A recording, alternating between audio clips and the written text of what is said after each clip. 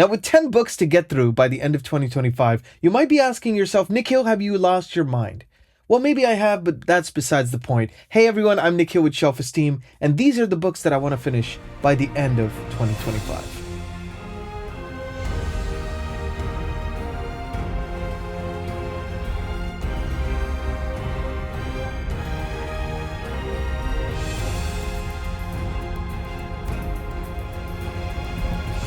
Hey everyone, welcome back to the channel. I'm Nikhil with Shelf-Esteem. I'm a composer, now also a booktuber. You can find my music in The Wheel of Time, His Dark Materials, other book adaptations like the Adan trilogy, and the official companion album for Brent Week's Lightbringer series.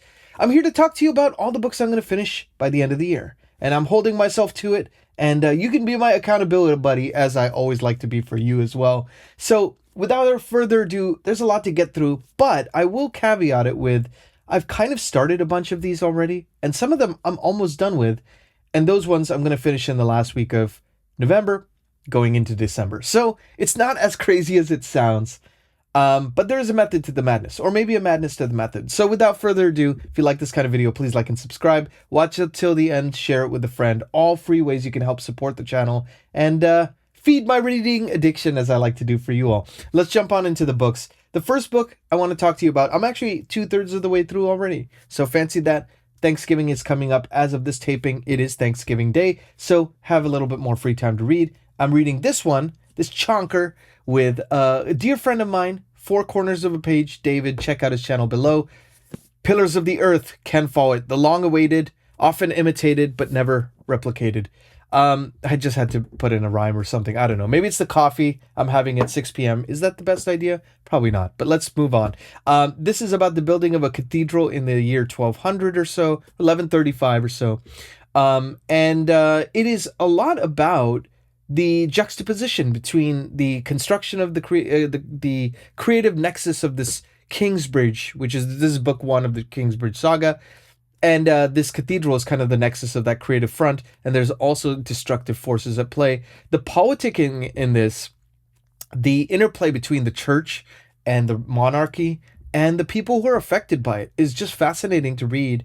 It is really a snapshot in time, and it is a little bit more, a little less on the artistic process and a little bit more about how it affects the people around. So it is very different to the Heaven Tree trilogy by Edith Pargeter, which I had also talked about ad nauseum on the channel, but I like them both for different reasons. Apples to oranges. Brilliantly written, and I should be able to finish this by the end of November. So that is one. The second one I want to talk about is another one I also want to finish by the end of November. I am plowing through right now, and that is Christopher Ruocchio's final book of the Sun Eater series, Shadows Upon Time. Now, this one, I'm about 300 something pages through, so roughly a third of the way through, a little bit more than a third, and I'm loving it. It is probably going to be my favorite Sun Eater book if it continues in this way. I feel like I'm understanding all the highbrow concepts that are presented in this, and I didn't always feel that way. I think there was a learning curve with this series, and so I'm very excited to be actually understanding everything I'm reading as I'm reading it. So that is very exciting. And if you haven't already watched the reading roundup, definitely check that out, but I will link that up here. I am in this novel. I am a character in this novel, so if you want to find out more about what that all entails, you could check that out up there. But very exciting times all around. I should be able to finish this, I think, by December 1st. That is at least the hope. Let's talk about some other ones that I'm reading right now. I am about, oh, Pepper is clawing the seat, so maybe she wants to be let up. Let's see if this happens. All right, well, that wasn't to be, but let's talk a little bit about this third book that I want to talk about, which is Iain M. Banks' The Algebraist. Now, this is a book that takes place over billions of years of a time scale. Human beings have gone through the galaxies. They're able to interstellar travel, and they have a seat at the galactic table. And one particular guy, Fasintak, is tasked with a mission that might save them all. And it's very interesting. Very mind-bending sci-fi, but loving it. I am reading it right now with actually a dear friend of mine, Greg, who is a composer, and we are doing our own buddy read. So this has been really fun. So I'm about 250 pages out of a 700-page book, so little more than a third as well. So I will be continuing on this one. Look forward to finishing this one by the end of the month. It's my first Ian M. Banks novel, and I know it's not going to be my last. So if you have any other recommendations on Ian M. Banks, let me know in the comments. This is due to the wonderful Sam from Sam Not So Wise, which I love his channel name as well, and I just love his channel in general. And he recommended this. But if you or anybody has recommendations on other Ian M. Banks novels I should check out, let me know, because this will not be the last, for sure.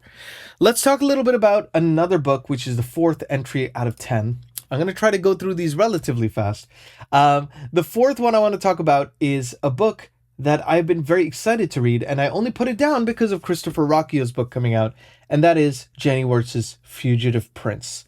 Now, this is book 4 in her Wars of Light and Shadow series, an 11-book mammoth epic about two half-brother princes who are at odds with each other, but it's so much more than that. It is really about the nuance of characters, how not everything is as it seems, and you may think that because they are known as the Master of Shadow and the Prince of Light, that they will fall into the labels of which they're prescribed, but you start to realize not everything is that way. So really enjoying it so far. I'm about 20% in already. And again, it's one of those, I feel like I'm finding it very easy to follow. I don't know if it's because I'm reading all these chunky, complex books, so I guess my mind is kind of expanded to, meet those expectations of the dense prose and, thought-provoking material. So I'm really enjoying it. If you haven't read Jenny Wirtz, maybe try To Ride Hell's Chasm first as a standalone before you jump into the 11-book.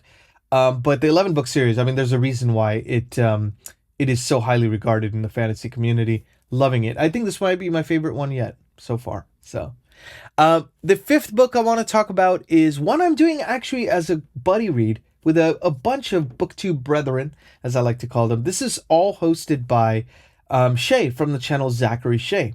Fantastic channel. Linking all these below. There's also David from Four Corners of the Page, Preacher Reads, Nerd Level Rising, Jake from Nerd Level Rising, Samwise, and of course, Dr. Fantasy himself, Philip Chase. So we have a fantastic group reading the Drowned Kingdom saga. Now, we read A Drowned Kingdom a couple months ago, and now we are going to be doing a discussion at the end of December on the book 2, which is called The Last of the Atalanteans. Now, I mentioned in my first kind of chat with these wonderful gentlemen about how I wasn't too keen on Otrun, the main character. He was very detestable. He was written to be that way, and I can already see seeds of him kind of changing, evolving over time. So I am actually very excited about book 2 and seeing how I feel about it. I've heard the series keeps getting better, and I believe a new book is on the horizon early 2026. So got some catching up to do. But that is the next book I want to talk about.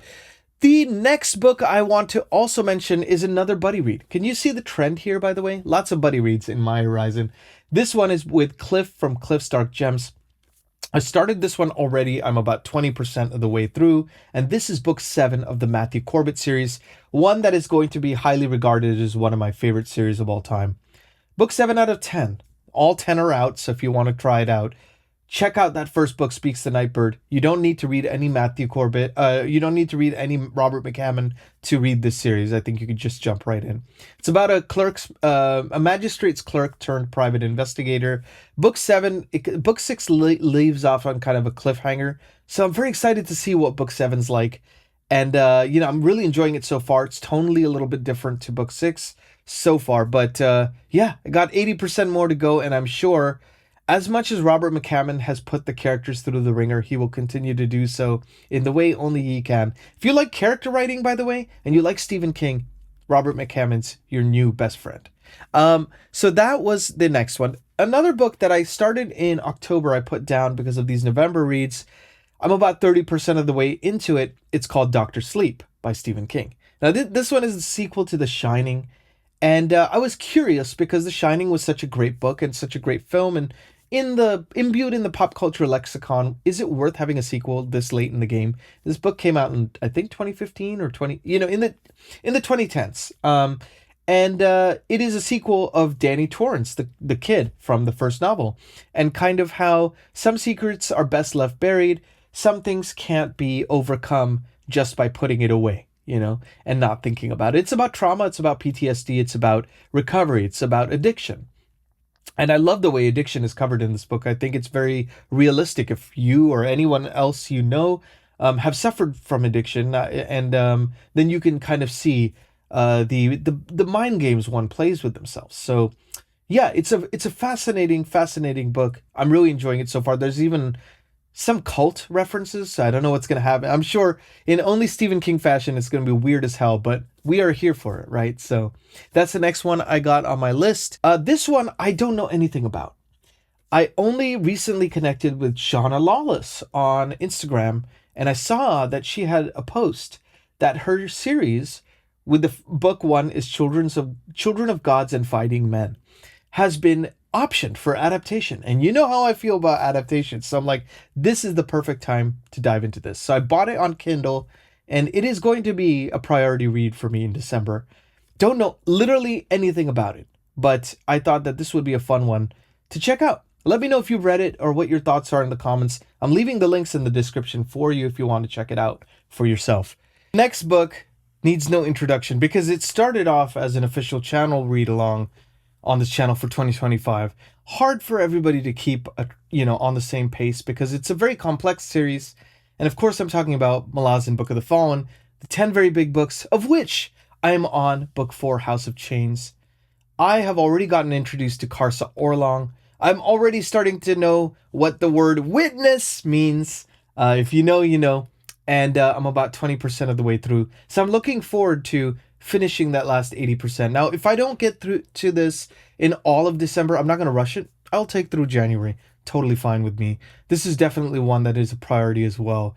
But I also know I'm going to be balancing it with complex reads like Janny Wirtz's Fugitive Prince. So I'd rather take the time necessary to do it right. And the last one I'm extremely excited about. And this one is also going to be a priority read for me because I've been chatting with Chance Dillon, and he kindly sent me an alpha version of his newest entry in his Mercy series. This one is called Mercy, Ill is the Fate. Now, I absolutely love the deep magical world building that he has in the first book. I feel like if you like Malazan Book of the Fallen, any complex series like that, I think you'll really enjoy this one. And so I'm very excited to see where the characters Alavis, Lightseeker, and crew end up in the second entry. So this one I'm very excited to get to, and I know I'm going to have my work cut out for me. So this was a long list, my friends. What did you think of this list? Do you think I can do it? Or do you think I'm crazy? Or both?